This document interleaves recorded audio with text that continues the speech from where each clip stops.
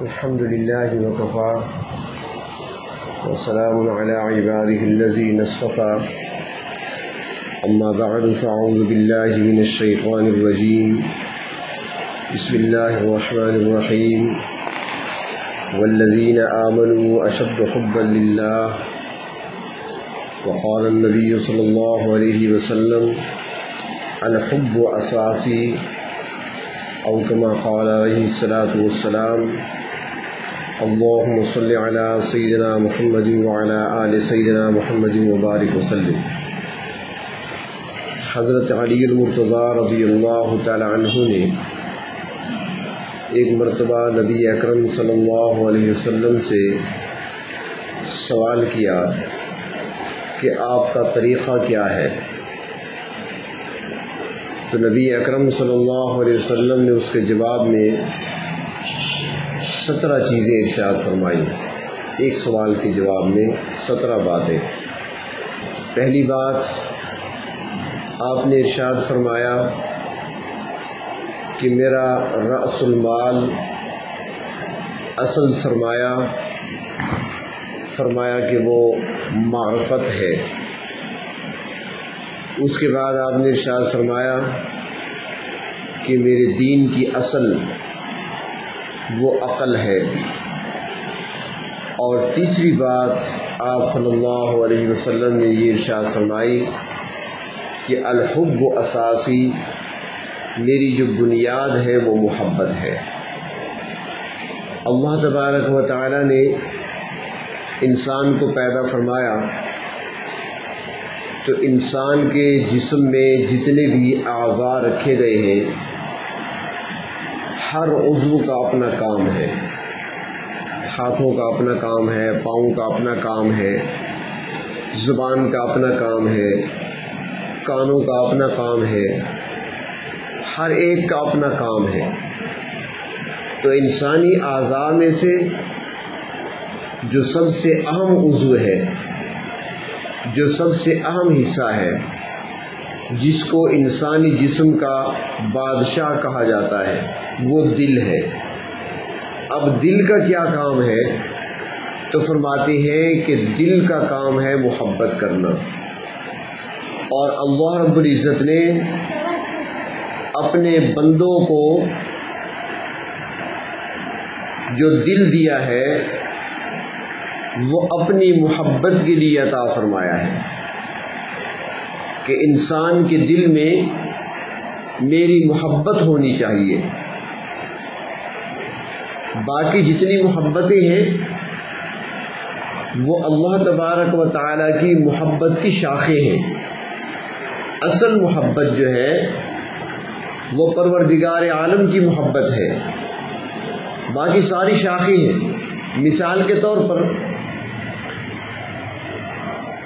کہ ہم سے کوئی پوچھے کہ نبی سے محبت کیوں کی جاتی ہے تو اس کا جواب کیا ہوگا؟ کیونکہ وہ اللہ کے پیغمبر ہیں۔ واسطہ آ گیا نا؟ کیونکہ وہ اللہ کے پیغمبر ہیں اس لیے محبت کی جاتی ہے۔ اولیاء سے محبت کیوں کی جاتی ہے؟ کیونکہ وہ اللہ کے دوست ہیں۔ والدین سے محبت کیوں کی جاتی ہے؟ کیونکہ اللہ نے ان سے محبت کرنے کا حکم دیا۔ اولاد سے محبت کیوں کی جاتی ہے؟ کہ اللہ نے اولاد سے محبت کرنے کا حکم دیا۔ تو ساری محبتیں شاخیں ہیں، ساری محبتیں نکلی ہیں اللہ کی محبت سے۔ تو اللہ تبارک و تعالی قرآن حکیم میں بھی یہی فرماتے ہیں کہ جو ایمان والے ہیں اشد حبا للہ، وہ اللہ تعالیٰ سے محبت کرتے ہیں شدت کے ساتھ۔ محبتیں جو باقیوں سے کی جاتی ہیں نا ان کی اپنی حدود بھی ہیں، حد سے تجاوز کرنے کی اجازت نہیں ہے۔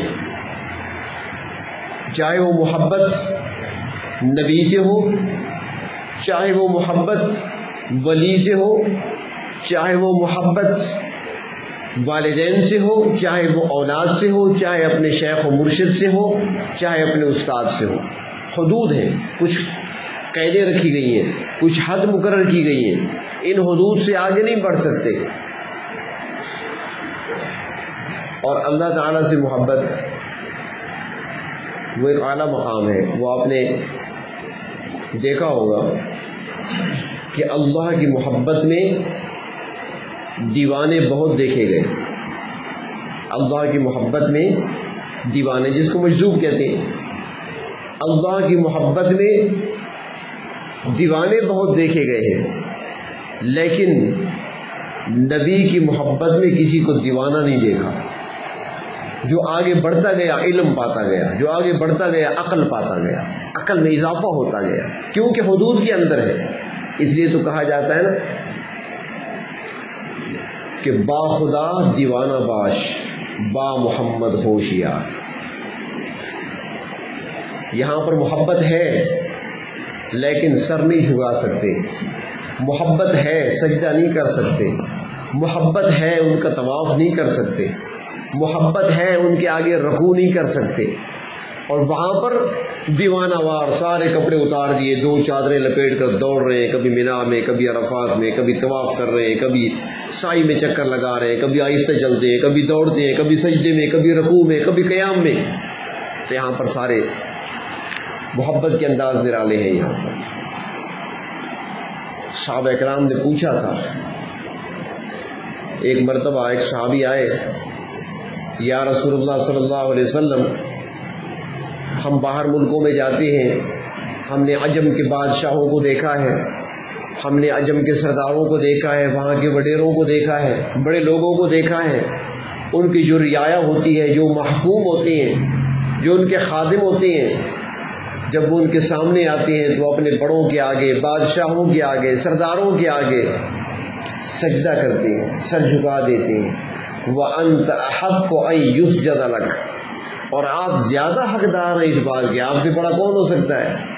کائنات کے سردار تو آپ ہیں، رحمت کائنات بنا کر تو اللہ نے آپ کو بھیجا ہے، آپ ہی خلاصہ کائنات ہیں. تو ہمیں اجازت دیں کہ ہم بھی جب آپ کے پاس آئیں تو آپ کے آگے جھک جایا کریں، احتراماً تعظیماً ہم بھی سجدہ کر لیا کریں. اللہ کے رسول نے فرمایا جواب میں کہ یاد رکھو، سجدہ اللہ کے سوا کسی اور کے آگے روان نہیں ہے. لو كنت آمر احدا ان يسجد لاحد لامرت النساء ان يسجدن لازواجهن. فرمایا کہ اگر سجدہ اللہ کے سوا کسی اور کے آگے کرنے کی اجازت ہوتی، انسان کا سر اللہ کے سوا کسی اور کے آگے جھک سکتا، تو فرمایا کہ میں عورتوں کو حکم دیتا کہ وہ اپنے خاوندوں کا سجدہ کریں، لیکن میری شریعت میں انسان کا سر اللہ کے سوا کسی اور کے آگے نہیں جھک سکتا. اور پھر آپ صلی اللہ علیہ وسلم نے آخری ایام میں، مرض الوفات میں، آپ نے دعا فرمائی تھی، اللہم لا تجعل قبری وطنا یعبد، یا اللہ میری قبر کو بت نہ بنانا کہ اس کی پوجا کی جائے. اور ساتھ ہی آپ نے فرمایا لعن اللہ الیہود والنصارى اتخذوا قبور انبیائہم مساجدا، اللہ کی لعنت ہو یہود و نصارہ پر کہ انہوں نے انبیاء علیہ السلام کی قبروں کو سجدہ گاہ بنا لیا. یہ آپ صلی اللہ علیہ وسلم کی دعا کا اثر ہے کہ آج بھی وہاں پر شرطے کھڑے ہوئے نظر آتے ہیں. ہمارے لوگ تو ناراض ہوتے ہیں نا، قریب نہیں جانے دیتے، جالیوں کے قریب نہیں جانے دیتے. بھئی یہ ان کا کمال نہیں ہے، میرے نبی کی دعا کھڑی ہے. جو آپ کو شرطہ نظر آ رہا ہے، شرطے کی شکل میں نبی کی دعا کھڑی ہے. آپ نے فرمایا تھا یا اللہ میری قبر کو سجدہ گاہ نہ بنانا. اور آج بھی وہاں پر جو حضرات گئے انہوں نے دیکھا ہوگا کہ جو کوئی ہاتھ اٹھا کر ایسے کھڑا ہوتا ہے نا، تو اس شرطے کی یا معلم کی نظر پڑ جائے، وہ یہاں ہاتھ رکھ کر پکڑ کر ایسے گھماتے ہیں کہ سر جھکانا ہے، مانگنا ہے تو اس طرف سے مانگو، دل جھکانا ہے تو پھر یہاں دیکھو. یہ دل جھکانے کی جگہ ہے، وہ سر جھکانے کی جگہ ہے. تو بہر طور محبت کے انداز ہیں، اور اللہ کے سوا باقیوں کی محبت کی اپنی حدود ہیں. تو محبت کی کیوں جاتی ہے؟ محبت کی وجوہات ہوتی ہے نا، کسی سے محبت کی جاتی ہے تو کیوں کی جاتی ہے؟ سب سے پہلی چیز محبت کی جاتی ہے کسی کے حسن و جمال کی وجہ سے. ظاہری خوبصورتی کی وجہ سے، اور اگر دیکھا جائے تو اگر حسن و جمال کی وجہ سے محبت کی جائے تو یہ سارے حسن و جمال کے جو خالق ہیں وہ خود کتنے حسین ہوں گے، یہ سارے حسن و جمال کو پیدا کرنے والے خود کتنے جمیل ہوں گے۔ فرمایا نا کہ ان اللہ جمیل یحب الجمال، اللہ تبارک و تعالی جمیل ہیں، جمال کو پسند کرتے ہیں، خوبصورت ہیں، خوبصورتی کو پسند کرتے ہیں۔ یہ سارے جو بکھرے ہوئے رنگ نظر آتے ہیں اسی کے پیدا کردہ رنگ ہے، اور وہ خود کیسا ہوگا؟ تو حسن و جمال کہ وہ خالق ہیں، اگر حسن و جمال کی وجہ سے کسی سے محبت ہو سکتی ہے تو سب سے زیادہ حقدار پروردگار عالم ہے جو حسن و جمال کو پیدا کرنے والے ہیں۔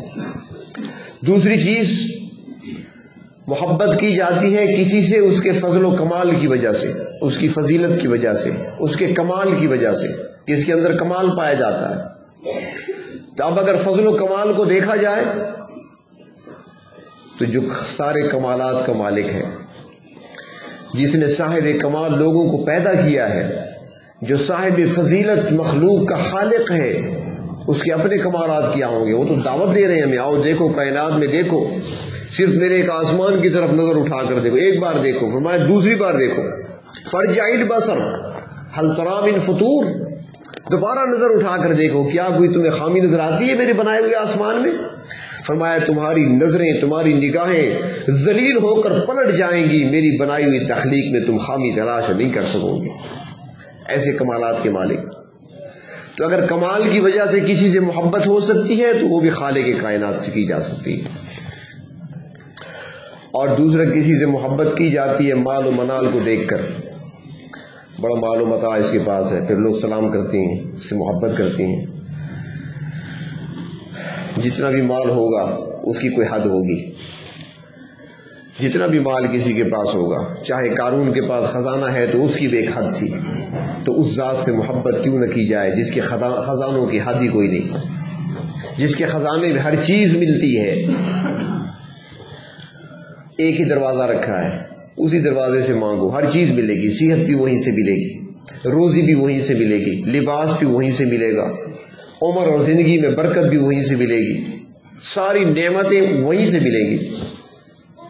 ایک لطیفہ یاد آیا، عرب میں حاتم طائی ایک شخص گزرا ہے، عیسائی مذہب رکھتا تھا، اس نے اسلام قبول نہیں کیا تھا، لیکن اس کی سخاوت بڑی مشہور ہے، حاتم طائی کی کسی آج بھی مشہور ہے۔ اس کا جو بیٹا تھا عدی بن حاتم، اس نے اسلام قبول کیا تھا، اس کی بیٹی نے بھی اسلام قبول کیا تھا۔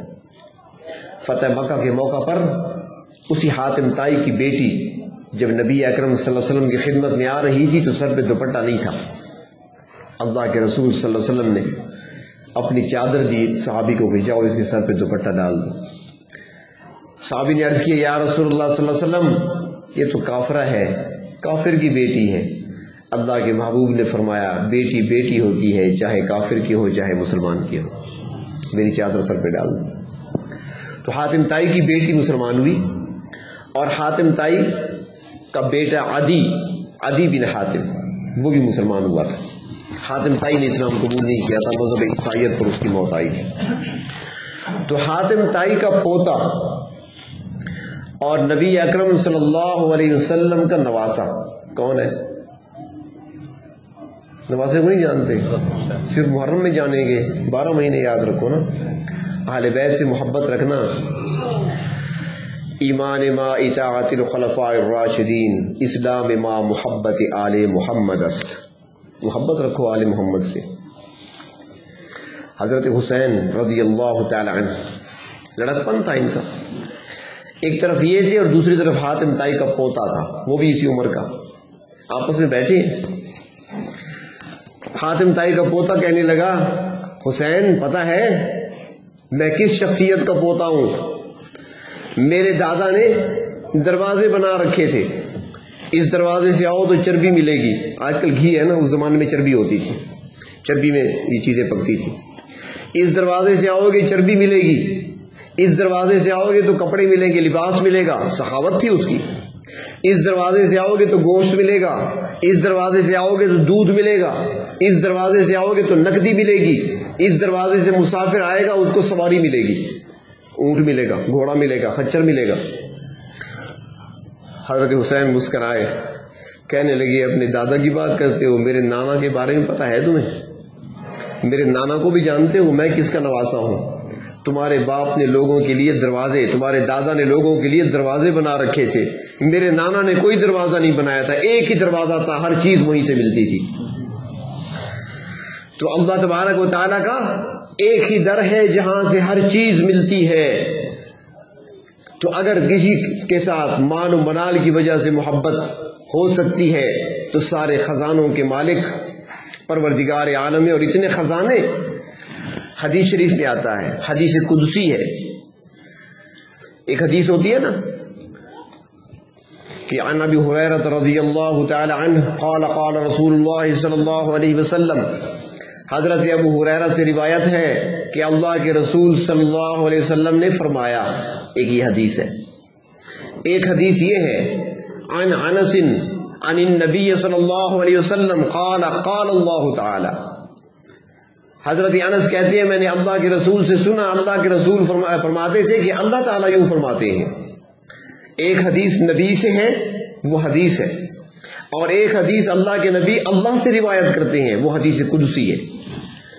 تو حدیث قدسی بھی ہے، اللہ تعالیٰ فرماتے ہیں میرے محبوب ان کو بتا دیجئے کہ دنیا کے سارے لوگ جو زندہ ہیں وہ بھی، جو مر گئے ہیں وہ بھی، ان کے جوان بھی، بوڑھے بھی، ان کے بچے بھی، ان کی عورتیں بھی، سارے ایک میدان میں جمع ہو جائیں اور مجھ سے سوال کریں، مجھ سے مانگیں، اور ہر کوئی اپنے مزاج کے مطابق اور اپنی ضرورت کے مطابق مجھ سے مانگے۔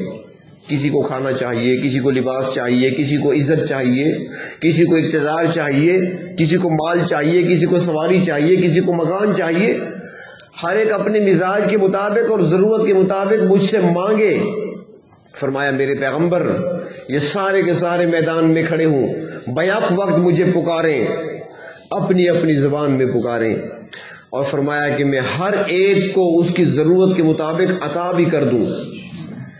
کوئی گاڑی مانگ رہا ہے، کوئی ریل گاڑی مانگ رہا ہے، کوئی ہوائی جہاز مانگ رہا ہے، جو جس نے مانگا، فرمایا سب کو جو اس نے مانگا ہے عطا کر دوں۔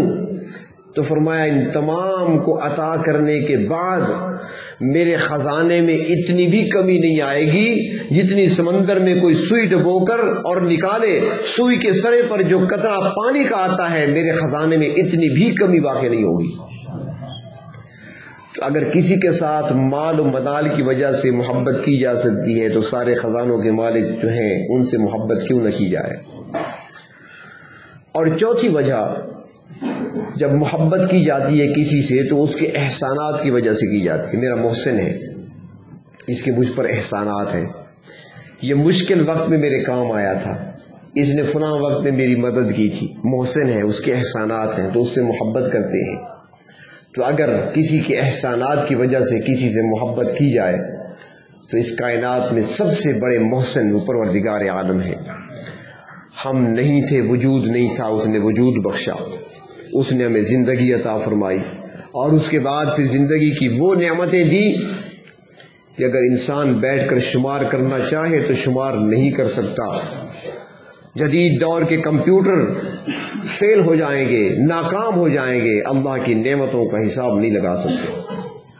اور اللہ تعالیٰ کا خود اعلان ہے وَإِن تَعُدُّوا نِعْمَةَ اللَّهِ لَا تُحْصُوهَا، اگر تم اللہ کی نعمتوں کو شمار کرنا چاہو، فرمایا تم نہیں شمار کر سکتے۔ تو وہ ذات سب سے زیادہ محبتوں کے لائق ہے، اور اس نے انسان کو دل اسی لیے دیا ہے تاکہ اس دل میں میں رہوں گا۔ حضرت خواجہ حسن بصری رحمۃ اللہ علیہ بہت بڑی شخصیت ہیں، بہت بڑا نام ہے محدثین میں، تابعین میں سے ہیں۔ وہ فرماتے ہیں کہ میں نے توحید کو سیکھا ہے ایک دھوبن سے، کپڑے دھونے والی، دھوبی کی بیوی، فرمایا کہ اس سے میں نے توحید سیکھی۔ لوگوں نے کہا حضرت آپ اتنی بڑی شخصیت، اتنا آپ نے علم حاصل کیا اور توحید آپ نے ایک دھوبن سے سیکھی، یہ کیسے؟ فرمایا کہ ہاں، ایک دن میں نے دیکھا میرے پڑوس میں ہم دیوار تھے، دھوبی اور دھوبن رہا کرتے تھے، میاں بیوی تھے، آپس میں بڑی محبت کی، صبح سویرے نکلتے کپڑے دھونے کے لیے، نہر پہ دریا پہ چلے جاتے، کپڑے دھو کر آتے۔ آج کل تو مشینیں ہیں، پہلے یہاں بھی ایسا ہوتا تھا، کبھی دھوبی دریا پہ جایا کرتے تھے کپڑے دھونے کے لیے۔ تو فرمایا کہ وہ بڑی محبت کی، روزانہ اس کام میں لگے رہتے تھے، محنت مزدوری سے کچھ کماتے تھے، کچھ کھاتے تھے۔ تو فرمایا کہ ایک دن میں نے کچھ ان کے گھر میں سے آوازیں سنی، بلند آواز سنی، تو مجھے خطرہ ہوا کہیں کوئی مسئلہ تو نہیں بن گیا بیچاروں کا، تو میں نے تھوڑا کان لگا لیا ان کی طرف، تاکہ کوئی ایسی بات ہے تو میں مدد کے لیے پہنچوں گا، ورنہ تو اگر ویسے اونچی آواز میں بول رہے ہیں تو میاں بیوی ہے، کوئی بات نہیں۔ فرمایا جب میں نے سنا غور سے تو بیوی کہہ رہی تھی خاوند سے کہ دیکھو میں نے اس وقت تم سے شادی کی تھی جب تم تنگ دست تھے، تمہارے پاس کچھ نہیں تھا، میں نے اس وقت آپ سے نکاح کیا تھا، آپ کے نکاح میں آئی تھی، اس کے بعد زندگی کے شب و روز میں نے تمہارے ساتھ دیکھے اور گزارے، مشکل اوقات بھی دیکھے لیکن خاموشی سے گزار دیے، میں نے صبر کیا ہمیشہ، کبھی منہ پر لفظ شکایت اور شکوہ نہیں لائی، بھوک آئی تو میں نے برداشت کی تیری خاطر، پیاس آئی تو میں نے برداشت کی تیری خاطر، پریشانی آئی تو میں نے برداشت کی تمہاری خاطر، ہر دکھ سکھ میں تیری شریک رہی اور تیرے ساتھ معاون بن کر رہی، لیکن آج تو دوسری شادی کرنا چاہتا ہے، میں بھوک تو برداشت کر سکتی ہوں، میں ہر تکلیف جو برداشت کی ہے اور بھی کر سکتی ہوں، لیکن یہ مجھ سے برداشت نہیں ہوگا۔ حسن بصری فرماتے ہیں جب میں نے یہ سنا تو فوراً میرا دھیان چلا گیا قرآن پاک کی آیت کی طرف۔ اللہ تعالیٰ فرماتی ہیں ان اللہ لن یغفر ان یشرک بہ ویغفر ما دون ذلک لمن یشاء۔ اللہ تعالیٰ فرماتی ہیں کہ جو گناہ گار ہوگا، خطا کار ہوگا، غلطیاں کی ہوں گی، میں چاہوں گا تو معاف کر دوں گا، لیکن جس نے اپنے دل میں میرے علاوہ کسی اور کی محبت کو داخل کیا ہوگا اسے معاف نہیں کروں گا۔ اللہ نے جن اپنی محبت کے لیے بنایا ہے، اللہ تبارک و تعالیٰ اس محبت میں کسی کو شریک نہیں کرنا چاہتے، وہ چاہتے ہیں بندہ بس میرا بن کر رہے، میرے علاوہ کسی طرف دیکھے ہی نہیں۔ مخلوق سے محبت کی جاتی ہے لیکن اتنی فرق ضرور ہے کہ خالق سے محبت ہوگی دل میں نور آئے گا، مخلوق سے محبت ہوگی دل میں ظلمت آئے گی۔ خالق سے محبت ہوگی چہرے پر سکون کے آثار نظر آئیں گے، مخلوق سے محبت ہوگی تو ہر وقت چہرے پر بے سکونی کے اثرات ہوں گے۔ خالق سے محبت ہوگی چہرہ روشن و منور ہوگا، مخلوق سے محبت ہوگی چہرہ مرجھایا ہوا ہوگا۔ خالق سے محبت ہوگی چہرے پہ ہر وقت بہار ہوگی، مخلوق سے محبت ہوگی چہرے پہ ہر وقت خزاں ہوگی۔ خالق سے محبت کرنے میں نیک نامی ملتی ہے اور مخلوق سے محبت کرنے میں بدنامی ملتی ہے۔ انسان کو اللہ نے اپنی محبت کے لیے پیدا کیا ہے کہ مجھ سے محبت کرے، اور محبت کرنے والوں نے محبت کی ہے، اور وہ مثالیں ہمارے سامنے پڑی ہیں کہ انہوں نے کیسے اللہ سے محبت کی۔ ایک بزرگ ہیں حضرت عبداللہ مخزومی رحمت اللہ علیہ، جنگ یمامہ میں شریک تھے جو ختم نبوت کے عنوان پر لڑی گئی تھی، مسیلمہ کذاب جھوٹے نبوت کے دعوے دار کے خلاف جنگ یمامہ، حضرت ابو بکر صدیق رضی اللہ تعالیٰ عنہ کے دور میں۔ اس جنگ میں عبداللہ مخزومی شریک ہیں، زخمی ہو گئے، زخموں سے چور ہیں، عصر کا وقت ہے، سخت گرمی، پسینہ اور خون بہ رہا ہے، پسینہ ادھر خون، پورا جسم زخموں سے چور پڑے ہوئے ہیں۔ کسی کی نظر پڑی، دوڑ کر پانی لائے، نیم بے ہوشی کی حالت ہے، سانس اکھڑنے لگے ہیں، آخری وقت ہے، پانی لایا کوئی، جلدی سے منہ سے لگایا، انہوں نے منہ بند کر دیا، ہونٹ بند کر لیے۔ اس نے کہا جی منہ کھولو، پانی ڈالنا چاہتا ہوں۔ فرمایا پانی نہ ڈالو میرے منہ میں روزے کی حالت میں ہوں، اور میں آج روزہ شربت دیدار سے افطار کرنے کا ارادہ کیے ہوئے ہوں۔ پروردگار عالم کی محبتیں ان کے دلوں میں تھی تو دیدار کا جذبہ بھی تھا۔ اشتیاق بھی تھا، شوق بھی تھا کہ کب رب تعالیٰ کا دیدار ہوگا. اور ہمارا حال تو یہ ہے کہ ہماری ساری تسبیحات، 5 تسبیح پڑھی ہیں رزق کی برکت کے لیے، 5 تسبیح پڑھی ہیں اولاد کی ترقی کے لیے، 5 تسبیح پڑھی ہیں خاوند کی عمر میں برکت کے لیے، 5 تسبیحات پڑھی ہیں فلاں پڑوسی کے شر سے بچنے کے لیے، 5 تسبیحات پڑھی ہیں آج دن خیر سے گزر جائے. ہمارا یہ حال، اللہ کے لیے کیا پڑھا ہے؟ اور پھر جو اللہ کے لیے پڑھیں گے نا، پھر پوچھیں گے اس پر کتنا ثواب ملے گا، اس پر کتنا اجر ملے گا. گن گن کے نہ پڑھا کرو، اگر اللہ بھی گننے پہ آ گئے تو پھر کیا کریں گے. اس لیے کسی نے کہا ہے نا کہ بندگی سے ہمیں تو مطلب ہے، ہم ثواب و عذاب کیا جانے. بندگی سے ہمیں تو مطلب ہے، ہم ثواب و عذاب کیا جانے. کس پہ کتنا ثواب ملتا ہے عشق والے حساب کیا جانے. محبت سے پڑھیں، محبت سے پڑھیں. ہماری زندگی کا مقصد رب کی یاد ہے. ہمیں پیدا اس لیے کیا گیا کہ رب کی عبادت کریں گے، ہمیں پیدا اس لیے کیا گیا کہ اپنے رب کی اطاعت کریں گے. پھر گننا کیسا، شمار کرنا کیسا، اس پر اتنا ثواب ملے گا تو یہ پڑھ لوں. اب ایک تسبیح ہے نا، مثال کے طور پر کسی کوئی پڑھ رہا ہے سبحان اللہ سبحان اللہ سبحان اللہ، پوچھے میں کتنا اجر ملے گا؟ بھئی ایک بار پڑھو گے احد پہاڑ کے وزن کے برابر نیکیاں ملتی ہیں. اچھا جی، کوئی اور آ گیا، اس نے کہا الحمدللہ پڑھنے سے اس سے زیادہ ثواب ملتا ہے، تو سبحان اللہ چھوڑ کر الحمدللہ بھی شروع ہو جائے گا. ایسا نہیں کرنا چاہیے. آپ اسی طرف نہ جائیں کس پہ کتنا اجر ملتا ہے، ثواب ملے. اللہ تبارک و تعالی اعمال میں وزن اخلاص کی وجہ سے پیدا کرتے ہیں. یاد رکھیں اللہ کے ہاں گنتی نہیں ہے.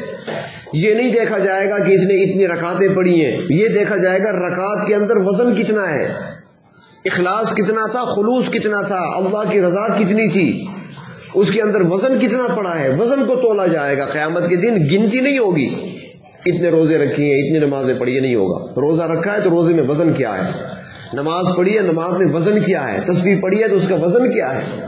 تو اخلاص اور للہیت پیدا کریں، اللہ کی رضا کو پیدا کریں اعمال کے اندر، پھر ان اعمال کے اندر برکتیں آتی ہیں. تو جو شخص اللہ تبارک و تعالی سے سچی اور خالص محبت کرتا ہے تو پروردگار عالم پھر انعامات بھی فرماتے ہیں. اور وہ انعام کیا؟ پہلا انعام یہ کہ چاہے اس کا کنبہ ہو یا خاندان اعلیٰ ہو یا نہ ہو، اس کا قبیلہ اچھا ہو یا نہ ہو، چاہے وہ اکیلا رہتا ہو چاہے خاندان اور قبیلے والا ہو، اللہ تبارک و تعالیٰ بغیر کنبے اور بغیر قبیلے کو اس کو عزتیں دیتے ہیں. آج کل تو عزتیں قبیلے کی وجہ سے ملتی ہیں نا. یہ شخص کون ہے؟ یہ فلاں کا بیٹا ہے. اچھا اچھا اچھا، پھر کھڑے ہو جاتے ہیں اس کے لیے. نسبت ہے، فلاں قبیلے سے تعلق ہے جی، یہ سید ہے، یہ مغل ہے، یہ فلاں قبیلے سے تعلق ہے، بڑا ایک نام ہوتا ہے. تو اللہ تبارک و تعالیٰ سے جو محبت کرتے ہیں اللہ تعالیٰ بغیر کنبے قبیلے کے عزتیں دیتے ہیں. حضرت سلمان فارسی آئے تھے نا، فارس سے ایران سے چل کر آئے تھے، قربانی دی تھی اخلاص کے ساتھ، ایمان لائے، اللہ کے محبوب کی خدمت میں حاضر ہو گئے، اسلام قبول کر لیا، اللہ کی محبت سے اپنے دل کو روشن منور کر لیا. اب یہاں پر خاندان نہیں تھا ان کا، سب کچھ چھوڑ آئے تھے. باپ تو ان کا مجوسی تھا، آتش پرست تھا، سارا خاندان آگ کا پجاری تھا، لا دین اور بے دین تھے. تو یہ تو اکیلے آئے تھے، یہاں کوئی قبیلہ خاندان کچھ نہیں تھا. تو اللہ کے محبوب صلی اللہ علیہ وسلم بیٹھے ہیں، صحابہ کرام بھی بیٹھے ہیں، کچھ لوگ آ گئے باہر سے. تو اللہ کے رسول صلی اللہ علیہ وسلم تعارف کرا رہے ہیں. تعارف کرایا جاتا ہے نا، یہ فلاں بیٹھا ہے، یہ فلاں بیٹھا ہے، یہ فلاں بیٹھا ہے. آپ نے تعارف کرایا، یہ ابو بکر صدیق ہے، فلاں قبیلے سے ان کا تعلق ہے، فلاں خاندان سے تعلق ہے، پورا ان کا تعارف کرایا. عمر فاروق کا تعارف کرایا، عثمان غنی کا تعارف، دوسروں کا تعارف کرا رہے ہیں. حضرت سلمان پیچھے چھپ رہے ہیں، خوف ہے کہ سب کا تعارف تو ہو رہا ہے، میرا تعارف کیسے کرائیں گے، میرا تو کوئی نہیں ہے، کس کا بیٹا ہوں، کہاں سے آیا ہوں، کیا تعارف کرائیں گے، فارس سے آیا تھا، بس یہی ڈر رہے تھے. لیکن اللہ کی محبت دل میں تھی نا، دل روشن تھا اللہ کی محبت سے، تو اللہ نے عزت دینی تھی. جب ان کی باری آئی اللہ کے رسول نے فرمایا کہ یہ سلمان ہے، یہ سلمان ہے، وسلمان منا اہل البیت، یہ سلمان ہے، یہ ہم میں سے ہے، میرے گھر کا فرد ہے. سب کے خاندان تھے. اللہ کے نبی نے سلمان کو اپنے گھر کا فرد قرار دیا. اسی طرح حضرت بلال بیٹھے ہیں، فاروق اعظم رضی اللہ تعالیٰ عنہ خلیفہ ہے، امیر المومنین ہے. کچھ لوگ آئے، فاروق اعظم تعارف کرا رہے ہیں، یہ فلاں حضرت بیٹھے ہیں، فلاں صاحب بیٹھے ہیں، فلاں قبیلے سے، فلاں خاندان سے تعارف کرا رہے ہیں. بلال بیٹھے تھے. بلال چھپنے لگے کہ میرا تعارف کیسے ہوگا، کیسے کرائیں گے. رباح ایک غلام تھا، میں تو اس کا بیٹا ہوں. میری ماں بھی کسی کی باندھی تھی، کنیز تھی. میرا باپ رباح بھی کسی کا غلام تھا. غلامی کی زندگی تھی، صدیق اکبر نے خرید کر مجھے آزاد کیا تھا. میرا تعارف کیسے ہوگا؟ چھپ رہے. سب کا تعارف کراتے کراتے جب حضرت فاروق اعظم بلال کی طرف آئے نا، فرمایا کہ ھذا سیدنا بلال، یہ ہمارا سردار بلال بیٹھا ہے. تو محبت اللہ سے جو کرتے ہیں، اللہ تبارک و تعالیٰ پھر عزت عطا فرماتے ہیں بغیر خاندان اور قبیلے کے. اور دوسرا اللہ تبارک و تعالیٰ انعام یہ فرماتے ہیں کہ رزق ایسی طرح سے عطا کرتے ہیں کہ بندے کا گمان ہی نہیں ہوتا. ایسی روزی دیتے ہیں کہ بندے کا گمان ہی نہیں ہوتا کہ مجھے یہاں سے بھی روزی مل سکتی ہے. اللہ تعالیٰ ایسے کھلاتے ہیں. یہ جو اہل تقوی علماء ہوتے ہیں نا، اہل تقوی علماء، صرف پڑھ لینے اور سند لے لینے کا نام عالم نہیں ہے. مدرسے سے پڑھ لیا، 8 سال کتابیں پڑھ لی ہیں، سند لے لی، میں عالم بن گیا ہوں، ایسا نہیں ہے. علم ہو ساتھ عمل بھی ہو، تقوی بھی ہو، یہ دولت بھی ساتھ ہو، عالم کہلانے کا وہ حقدار ہے. تو علم ہے، عمل ہے، تقوی کی دولت ملی ہے، تو پھر محبت دل میں یقیناً آئے گی. جو جانتا ہے، پہچانتا ہے، جو معرفت حاصل کر چکا، تو معرفت کا نور دل میں آتا ہے. اللہ تعالیٰ کیسے دیتے ہیں؟ اس لیے مشہور ایک مقولہ ہے کہ آج تک سانپ کے پاؤں کسی نے نہیں دیکھے کسی نے. دوڑتا تو ہے نا، بڑی سپیڈ ہے اس کی، بڑی تیزی سے آپ کے پتھر تلاش کرنے تک وہ کہیں نہ کہیں چھپ جائے گا. اس کے پاؤں نہیں ہے. فرمایا جس طرح آج تک کسی نے سانپ کے پاؤں نہیں دیکھے، اسی طرح اللہ کے کسی نیک اور اس اللہ سے محبت کرنے والے متقی عالم کی روزی کو آتے کسی نے نہیں دیکھا. کہاں سے آ رہی ہے، کیسے آ رہی ہے؟ اللہ کھلا رہے ہیں، اللہ تعالیٰ پلا رہے ہیں. تو اللہ تبارک و تعالیٰ پھر انعامات کی بارش فرما دیتے ہیں جو اللہ تبارک و تعالیٰ سے حقیقی محبت کرتے ہیں. تو اللہ کے محبوب صلی اللہ علیہ وسلم نے ارشاد فرمایا، حضرت علی المرتضی رضی اللہ تعالیٰ کے اس سوال کے جواب میں جب انہوں نے پوچھ لیا اللہ کے رسول یہ بتائیے آپ کا طریقہ کیا ہے، تو آپ نے ایک مختصر سوال کے جواب میں 17 باتیں ارشاد فرمائی. پہلی بات آپ نے فرمائی کہ میرا رأس المال، میرا اصل سرمایہ وہ معرفت ہے، اور میرے دین کی اصل فرمایا کہ وہ عقل ہے، اور فرمایا کہ میری بنیاد وہ محبت ہے. اللہ تبارک و تعالیٰ اپنی سچی پکی خالص محبت نصیب فرمائے. اپنے ہمارے دلوں کو اللہ تبارک و تعالیٰ اپنی محبتوں سے منور فرمائے. اگر محبت دل میں آ گئی پھر عبادت کرنا مشکل نہیں، بلکہ پھر عبادت کی لذتیں بھی کچھ اور ہوں گی. اب جو ہم نماز پڑھتے ہیں یا کچھ کر لیتے ہیں یا کچھ پڑھ لیتے ہیں ڈیوٹی سمجھ کر، یا سرائکی میں کہوں تو چٹی بھگتاتے ہوئے، اور پھر جب محبت سے دل لبریز ہوگا تو پھر محبتوں والے سجدے کچھ اور ہوتے ہیں، محبتوں والے قیام کچھ اور ہوتے ہیں، پھر وہ نمازیں کچھ اور ہوتی ہیں. جن کے دلوں میں محبت آ گئی نا، پھر وہ ان کی زندگیاں تو بدلتی ہیں، دوسروں کی زندگیوں کو بھی بدل دیتے ہیں. ہندوستان میں ایک قاری صاحب تھے، تحفۃ الحفاظ نامی کتاب ہے لکھی ہوئی، قراء حضرات نے لکھی ہے. اسی کے اندر واقعہ لکھا ہے کہ قاری صاحب تھے ہندوستان میں، اور بڑے اللہ والے تھے. صرف یہ نہیں کہ حافظ اور قاری تھے، بلکہ اللہ کی محبت سے سرشار تھے، اللہ کی محبت میں ڈوبے ہوئے تھے. جو اللہ کی محبت میں غوطے لگاتے ہیں نا، اللہ کی محبت میں جو ڈوب جاتے ہیں، اللہ کی محبت میں غوطے لگاتے ہیں، تو لوگ پھر پگڑیاں ان کے قدموں پہ رکھتے ہیں. یہ جملہ میرا یاد رکھنا، جو اللہ کی محبت میں غوطے لگاتے ہیں، لوگ اپنی پگڑیاں ان کے قدموں میں رکھتے ہیں. اور جو مخلوق کی محبت میں غوطہ لگاتا ہے تو پھر لوگوں کی جوتیاں اس کے سر پہ پڑتی ہیں۔ تو بہر طور وہ قاری صاحب تھے، اللہ کی محبت تھی ان کے دل میں، دل منور تھا، روشن تھا اللہ کی محبت سے، لوگ پگڑیاں رکھا کرتے تھے ان کے قدموں میں۔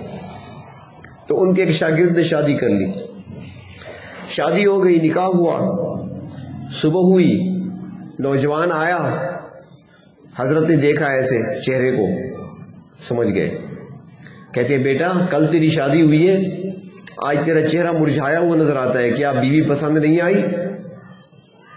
موبائل کا زمانہ تو نہیں تھا ورنہ پہلے سے دیکھ لی ہوتی پکچر، اس زمانے کی بات ہے، موبائل نہیں تھا وہاں پر۔ تو اس نے کہا نہیں حضرت ایسی بات تو کوئی نہیں۔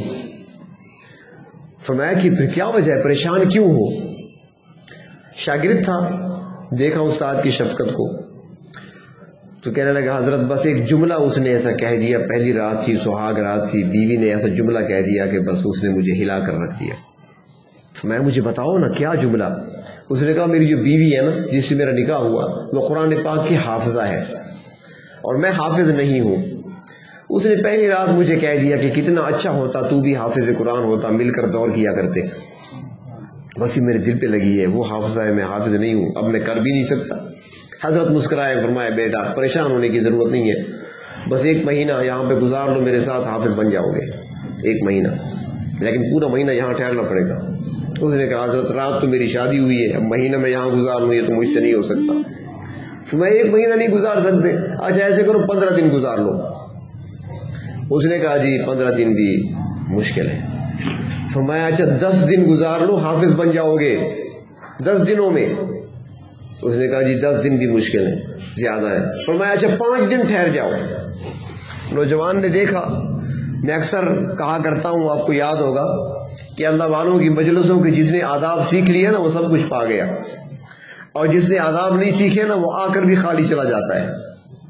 تو وہ سمجھ گیا تھا، وہ آداب سے واقف تھا، اس نے کہا اب موقع ہے، اب فائدہ اٹھانا ہے۔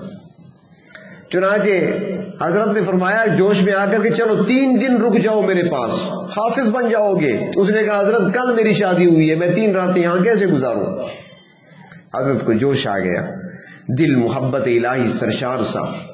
تو ایسے لوگ جب بولتے ہیں نا تو بولتے نہیں، بلوائے جاتے ہیں، کوئی قوت ہوتی ہے پیچھے بلوانے والی، ان کے پھر زبان پہ جملہ آ گیا۔ اس نے کہا بیٹا تم مہینہ بھی نہیں گزار سکتے، 10 دن، 3 دن، 1 دن بھی نہیں ٹھہر سکتے، تو ایک کام کر لو، کل صبح کی نماز میرے پیچھے پڑھنا، پہلی صف میں دائیں طرف کھڑا ہو جانا۔ پہلی صف میں، یہ پہلی صف اس لیے کہا کہ اس زمانے میں صبح کی نماز میں صفیں ہوا کرتی تھی، تو فرمایا کہ پہلی صف میں دائیں طرف کھڑا ہونا صبح کی نماز میں، اتنا تو کر سکتے ہو؟ اس نے کہا ٹھیک ہے جی۔ اب صبح کی نماز پہ نوجوان آیا، شروع میں آ گئے، جلدی سے آ کر اذان کے بعد آ کر پہلی صف میں دائیں طرف بیٹھ گیا۔ حضرت نے نماز پڑھائی، قرآن پڑھا۔ ہاں میں اکثر کہا کرتا ہوں، وہ اقبال کا شعر ہے نا، الفاظ و معانی میں تفاوت نہیں لیکن ملا کی اذاں اور ہے مجاہد کی اذاں اور میں اس کو تھوڑا ترمیم کر کے پڑھا کرتا ہوں یہاں اس موقع پر کہ الفاظ و معانی میں تفاوت نہیں لیکن قاری کا پڑھنا اور ہے، عاشق کا پڑھنا اور۔ وہ ایک عاشق تھے، اللہ سے محبت کرنے والے تھے، ان کا اپنا انداز تھا، قرآن پڑھا۔ حدیث شریف بھی آتا ہے نا کہ جتنی محبت سے جب قرآن کوئی پڑھتا ہے نا، مصلی پہ کھڑا ہو کر وہ وجہ میں پڑھ رہا ہے محبت سے، تو بشرطیے کہ سگریٹ پی کے نہ آیا ہو، تو مسواک کر کے آیا ہو، وہ جب قرآن پڑھتا ہے تو فرمایا کہ فرشتے آتے ہیں قرآن سننے کے لیے، اور پھر جب وہ مزے سے اور لذت سے پڑھ رہا ہوتا ہے محبت سے سرشار ہو کر، تو فرشتے گھومنے لگتے ہیں، اور گھومتے گھومتے آخر کار فرشتے کو اتنا مزہ آتا ہے کہ وہ اس کے ہونٹوں پہ اپنے ہونٹ رکھ دیتا ہے۔ تو وہ قاری صاحب محبت الہی سے سرشار، جب اس نے تلاوت کی، نماز 2 رکعات مکمل ہوئی، جب اس نے سلام پھیرا نا، اسے یاد تھا کہ دائیں طرف وہ جوان کھڑا ہوگا، آج بیٹھا ہوگا تشہد میں، تو اس اللہ والے نے دائیں طرف بھرپور توجہ والی نظر ڈالی سلام پھیرتے ہوئے، اور اس نظر کا اثر تھا نگاہ مرد مومن سے بدل جاتی ہیں تقدیریں. جب دائیں طرف اس انداز سے نظر ڈالی تو لکھا ہے تحفۃ الحفاظ میں کہ صرف وہ نوجوان کیا، دائیں طرف جتنے مقتدی ٹھہرے تھے پہلی صف میں، ایک نظر ڈالنے سے سارے کے سارے حافظ قرآن بن گئے. کبھی محبت اللہ کے دل میں سجا کر تو دیکھو، کبھی یہ نعمت حاصل کر کے تو دیکھو اللہ تعالیٰ پھر کتنا نوازتے ہیں. تو اللہ تبارک و تعالیٰ اپنی محبت سے ہمارے سینوں کو روشن فرمائے.